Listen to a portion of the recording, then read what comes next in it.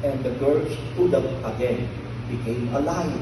Namatay na, nabuhay uli, happy ending.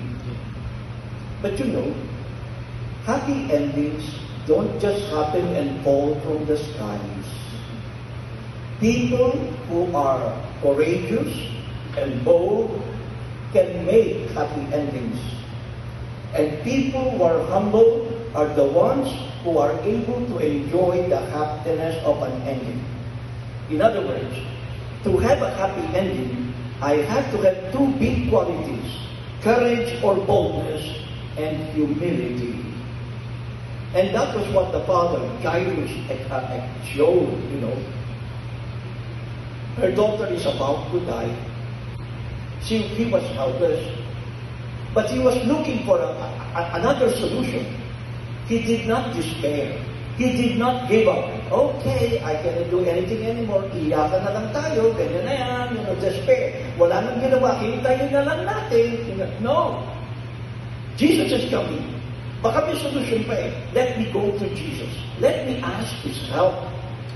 He did not give up. And that is courage. Not giving up in life. In spite of the defeat, in spite of the failure, you rise above the defeat. Find the solution. Try again. That is courage. But you will only have courage if you believe in the beauty of what there is a blessing that is happening. There is a miracle that is about to happen. Why? Because God will not send something to us that is supposed to harm us. Hindi tayo sasaktan ng Diyos. So, kung ano man yung pinagdadaanan ko, yan ganyan, you know, I believe that there is a meaning. May kahulugan to eh. For all you know, baka kaya masaklap, hinahanda ako ng Panginoon sa isang mas mabigat na pagsubok. O hinahanda ako ng Panginoon para magbuka ang aking kalooban sa kagandahan ng buhay ko. Sinaktan mo yung anak mo at yung asawa mo. Ano, give up ka na? Nalayas ka na? Pwede naman magsimula ulit, di ba? Mag-sorry ka. Start again. Isn't it? So, in other words, nagkasala ka, pwede naman mag-sorry kay God, mag-umpisal ka, start again. In other words, you don't have to give up. Because whatever is happening in the eyes of God, it is meaningful and beautiful. So I don't have to throw it away. And that's what he did. He did not give up. And there is something beautiful about Jairus. Jairus belonged to the synagogue. Therefore, he belonged to the party of the Pharisees and Sadducees, who professed themselves as enemies of Jesus. Yung mga kapartido niya, galing kay Jesus. Tapos lalapit siya, ihingi ng tulong kay Jesus. Wow! That is humility, isn't it?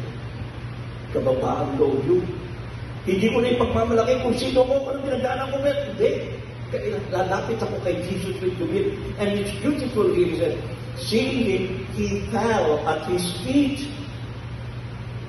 Talagang nagpatira pa sa harapan ni Jesus and pleaded him earnestly. Nakiusap. Nagpakumbaba yung tao. At bakit siya nagpakumbaba? Kasi ang pakiramdam niya, itong si Jesus, mapagmahal na tao ito. Walang masamang tinapay sa buhay si Jesus.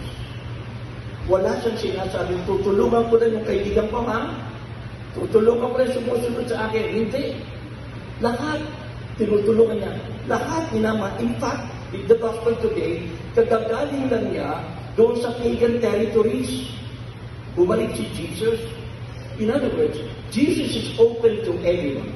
Jesus could love everyone. And Jairus saw that. Kaya umasa siya doon, magpakumbaba lang ako eh. Sabi niya, matitikman at matitikman ko ang pagmamahal ng tao ito. And there is a beautiful detail. Di ba? Nung papunta na sila sa bahay, dumating yung mga